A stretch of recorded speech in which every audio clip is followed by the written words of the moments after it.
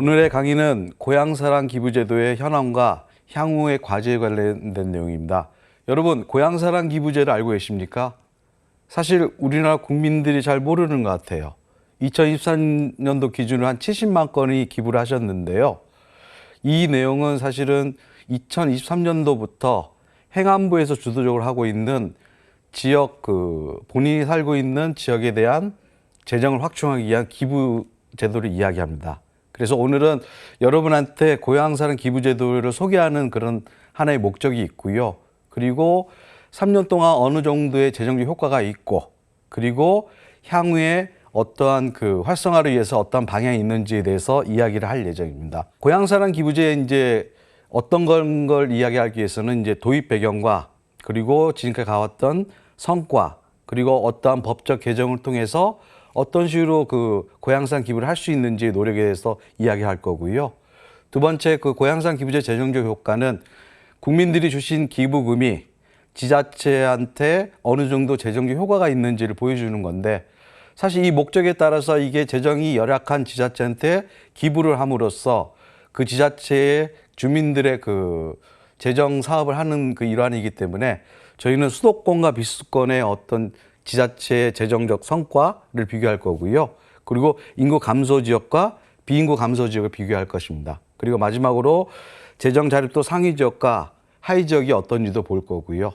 이를 통해서 지금까지 한 2, 3년 동안 어떻게 이 제도의 효과가 있는지를 갖다 봄으로써 여러분의 기부 활동을 활성화시킬 수 있는 그런 계기가 됐으면 좋겠습니다. 그리고 마지막으로는 고향사랑 기부제도가 어떤 지속 가능하기 위해서는 어떻게 방향에 가야 되는지를 이야기할 건데요.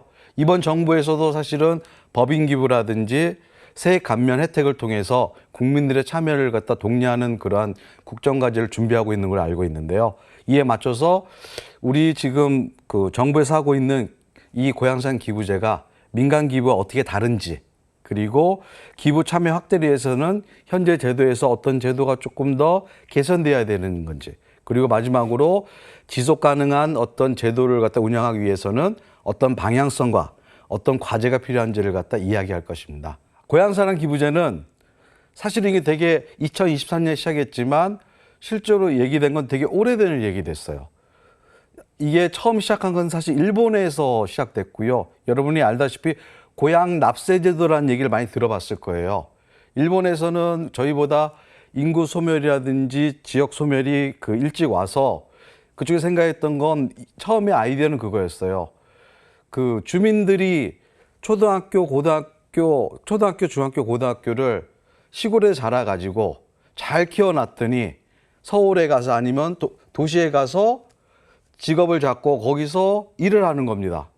이게 지방의 입장에서는 우리가 세금으로 이 친구를 키워줬는데 결국은 서울이나 지방의 도시에 가서 거기서 세금을 내고 하니까 우리가 했던 이 세금을 갖다 사실 당신들이 우리한테 페이백하는 게 어떻겠느냐, 이런 의도로 시작한 겁니다. 그래서 고향사랑이라는 어떤 말을 걸어서 일본에서는 주민세, 우리로 말하면 지방소득세를 갖다 본인의 고향에 환급하는 그런 제도를 갖다 일본에 시작을 했습니다.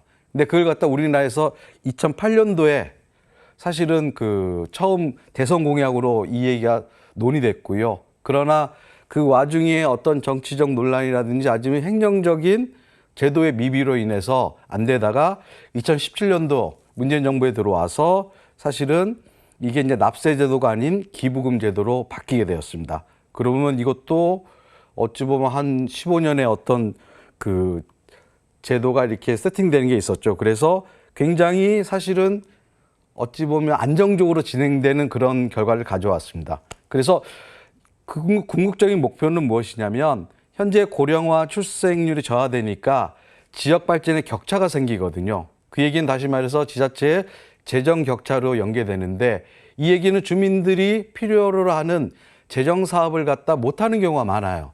특히 서울이나 이렇게 대도시 같은 경우에 재정 자립도가 높은 지역은 자기 스스로 사업을 할 수가 있지만 재정 자립도가 27%나 되는 이런 최저에 있는 전북 지역 같은 경우에는 자기 사업을 하기 위해서는 대부분의 돈을 갖다 중앙정부부터 가져와야 되거든요. 근데 중앙정부가 못 사는 지역만 주지는 않잖아요. 그래서 고향사랑 기부제라는 건 주민들이 자발적으로, 국민들이 자발적으로 그 지역에 기부를 함으로써 필요한 그런 재정 사업을 갖다 할 수 있는 도움을 주는 아주 아이디어 좋은 그러한 그 제도로 저희들은 그 기획을 하고 있습니다. 그래서 이 제도가 2008년부터 시작해서 숙성되어 오다가 2023년도에 1월 1일 날 시행을 하게 됐습니다. 그래서 커다란 그 얘기들이 많은데 중점적인 얘기는 뭐냐면 이 고향사랑 기부제의 목적이 뭐냐면 고향에 대한 건전한 기부 문화를 형성하는 거예요. 그리고 기부를 하게 되면 기부금의 30%를 갖다 답례품으로 줍니다. 그리고 그래서 이 얘기는 지역 경제의 활성화가 되겠죠. 그리고 그 서울에 사는 아닌 대도시에 사는 사람이 자기 고향에 기부를 함으로써 지역적 격차가 있는 지자체의 어떤 재정적인 격차를 갖다 기부금을 통해서 메꿔준다면 결국 궁극적으로 지역 균형 발전에 이바지하는 걸 목적으로 하고 있습니다.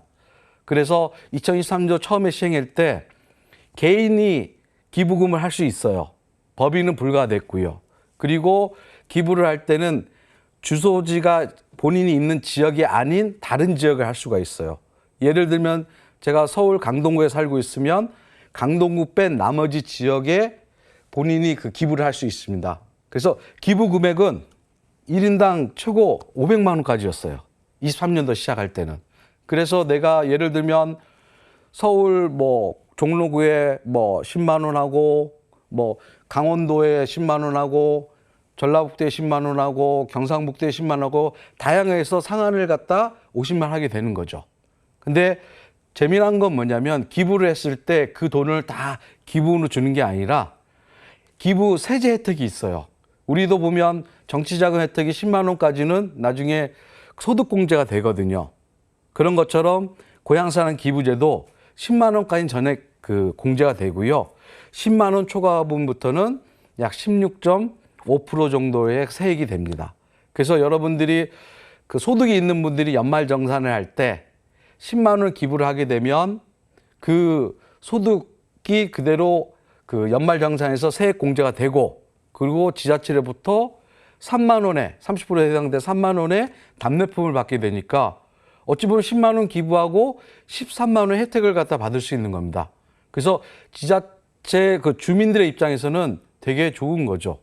그래서 이게 어찌 보면 공적인 부분에서 우리가 세금을 납부하지만 고향사랑 기부제는 자발적으로 주민들이 그 자기가 그 좋아하는 지역에 기부를 함으로써 자발적으로 그 지역의 재정 사업을 돕는 아주 획기적인 그러한 제도로 저희는 알 수 있습니다. 그래서 처음에 그 법을 만들 때는 여러 가지 그 생각을 많이 했는데 주요적으로 생각한 게 그거였거든요. 그 기부금을 갖다 10만 원을 갖다 하게 되면 그 금액을 갖다 얼마큼 공제를 해줘야 되는지가 문제가 됐었어요. 왜냐하면 이 공제가 어찌 보면 그 중앙의 어떤 국세가 세액이 가야 되고 지방의 세액도 가야 되는 거거든요. 그러다 보면 기재부 전체 그 나라 살림을 국간을 책임지는 기재부와도 협의가 돼야 되는 거고 그리고 지자체도 기부를 갖다 빼앗기는 지자체한테도 세금이 또 공제가 되거든요. 두 번째는 답례품이에요. 사실 지자체가 어쩌면 기부금을 받기 위해서 답례품이 막 경쟁적으로 될 수 있어요. 그래서 그 답례품을 갖다 그 어찌 보면 경쟁을 갖다 완화하기 위해서 그 지역에서 생산되는 어떤 생산품을 위주로 하게 됐고요. 그리고 그게 이제 지역 경제 활성화에 영향을 미치기 때문에 그 지역에 있는 그 물품을 하되 사실 기부금의 30%로 이내로 답례품을 갖다 제한하게 됩니다. 그 이유가 뭐냐면 일본의 사례를 보면 그 납세를 받고 나서 금액 전체를 갖다 더 많이 받기 위해서 답례품을 더 많이 주게 되면 어찌 보면 재정 확충에 대한 목표를 달성할 수 없게 되잖아요. 그러면 그건 의미가 없기 때문에 저희 나라에서는 지금 처음에 30%의 답례품 제공하는 어떤 제한을 두고 있습니다. 그 다음에는 그러면 그 돈을 갖다 모아서 지자체가 얼마나 잘 사용하는지를 알아야 되잖아요. 그래서 기금 운영에 관한 어떤 규정을 두고 있어요. 그래서 기금을 갖다 별도로 설치를 해서 그리고 이 돈을 어떻게 쓰는지에 대해서 규정을 두고 있습니다. 그래서 법에서는 4가지의 그 사업을 할 수 있게 했는데, 첫 번째가 사회적 취약계층의 지원, 청소년 지원 육성 보호에 관한 거고요. 두 번째는 문화예술 복원의 증진, 그 세 번째는 지역 공동체 활성화 지원, 그리고 네 번째는 이 밖에 주민 복리 증진에 필요한 사업을 추진함으로써 사실은 그 고향사랑 기부제 기금을 받고 지자체가 주민 복리를 해서 사용하는 대다수의 사업에 쓸 수 있다는 겁니다. 그리고 또 다른 건 생각할 게, 기부금이라 하면 우리가 사실 길 가다가 뭐 해주세요라고 하는 그런 그 모금 홍보 이런 게 많잖아요. 마찬가지로 공공 부분에서 하기 때문에 거기에 강압이 들어가면 안 됩니다. 그래서 이 제도가 안정적으로 운영되기 위해서는 지자체의 모집 홍보에 대해서 조금 그 규제를 두고 있어요. 지자체가 광고 매체에 의한 모금 활동을 하게 되어 있고요. 그리고 첫 해 당시에는 어떤 개별적인 그 메시지도 못 보내게 했고, 개별적인 뭐 방문도 안 되게 했고, 다양하게 그 보수적 장치를 해놨는데 지금은 조금 풀어졌어요. 왜냐하면 다음에 설명하겠지만 참여가 조금 더딘 부분이 있어가지고. 그러나 지자체가 정치적 중립성을 지키고 강요를 하지 않는 범위 내에서 모집 홍보하는 그런 내용이 또 관철되어 있습니다. 그리고 이게 이제 보면 정부에서 하는 제도이기 때문에 사실은 잘못된 부정적인 그 행태에 대해서는 처벌을 둠으로써 책임감을 높이는 그런 내용도 들어가 있습니다. 그래서 이걸 갖다 좀 더 하기 위해서 어떤 걸 하고 있느냐, 고향 사랑의 날을 지정하고 있습니다. 9월 4일인데 이게 어감이 구가 고향의 구하고 좀 어감이 비슷하다는 이야기를 하고 있고요. 그리고 사랑의 사자에서 9월 4일입니다. 그래서 여러분 9월 4일은 고향 사랑의 날이니까 이때 기부를 많이 하길 바랍니다. 자, 그러면 2023년도에 모금이 얼마 거쳤을 것 같아요? 사실은 그렇게 많이 거치지 않았어요. 그러나 650억이라는 기부금이 거쳤고요. 그리고 아까 말씀드렸다시피 재정이 열악한 지역의 재정 확충의 목표가 확충하는 게 목표이기 때문에 그게 얼마큼 됐는지를 봤더니요. 재정 자립도가 20% 미만인 지역에서 약 3억 3,500만 원이 평균 모금액이 됐고요. 반면에 20% 이상인 데는 1억 7,400만 원 정도의 그 모금이 거쳐서 2배 정도가 재정 자립도가 낮은 곳에서 모금이 된 거죠. 그리고 인구 감소 지역별로 보면 마찬가지로 평균 모금액이 89개 인구 감소 지역은 3.8억 원이고요.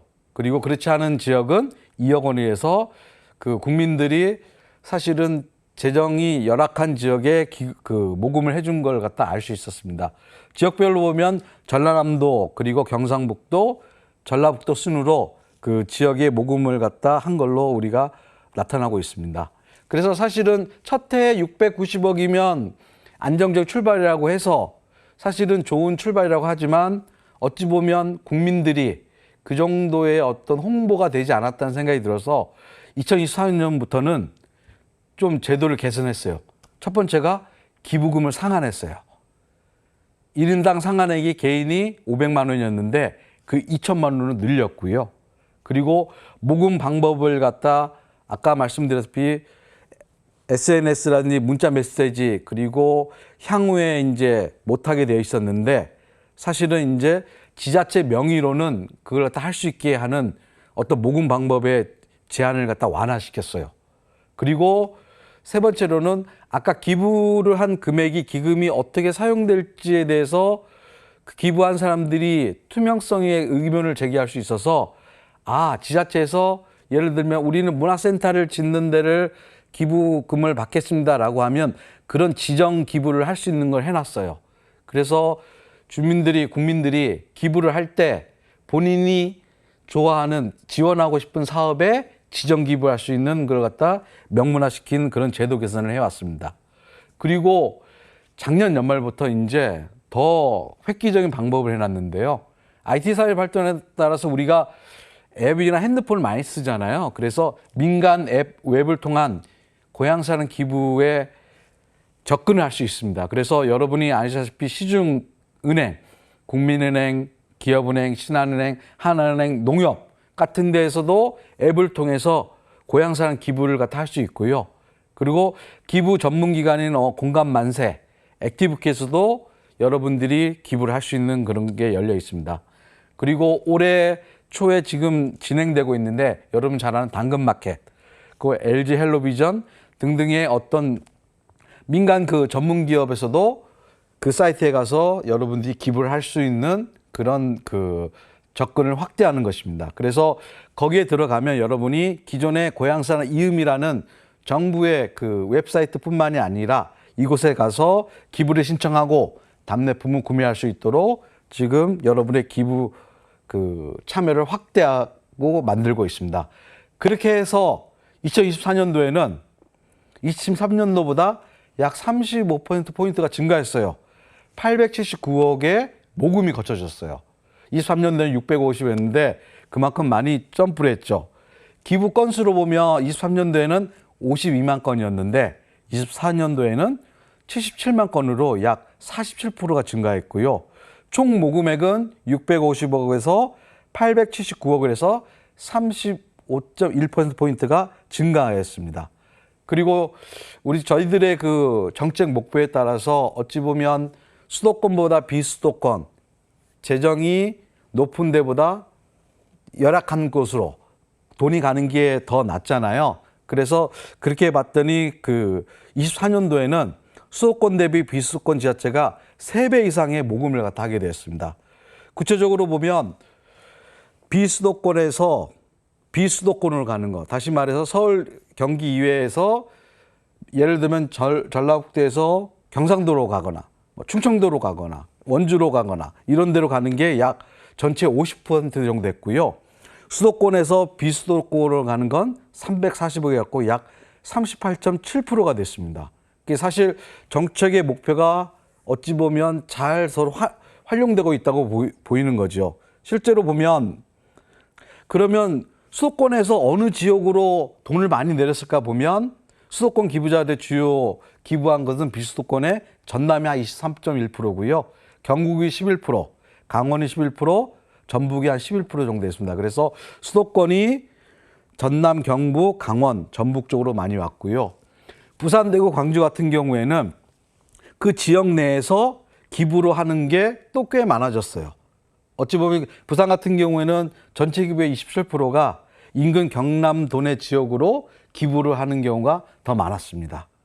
그래서 사실 어느 광역 지역 내에서도 기부금이 서로 왔다 갔다 하면서 지역 경제에 활성화하는 그런 그 행태를 보이고 있다고 저희는 알 수가 있습니다. 실제로 그러면 이 기부금 주민들이 10만 원을 기부하면 답례품으로 30% 주면 3만 원이 빠지고 그리고 이 고향사랑 기부제 운영으로 한 15%를 갖다 활용하면 약 한 55% 정도가 돈이 들어온다고 볼 수 있는데요.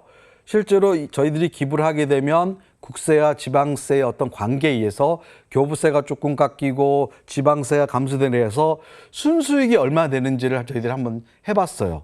그래야만이 사실은 저희가 이 결과를 보고 답례품을 좀 올릴지 아니면 퍼센트를 낮출지 그리고 저희가 운영 경비를 좀 줄일지 높일지에 대한 이야기를 할 수도 있잖아요. 그래서 봤더니 비수도권과 수도권 간의 어떤 비교를 봤어요.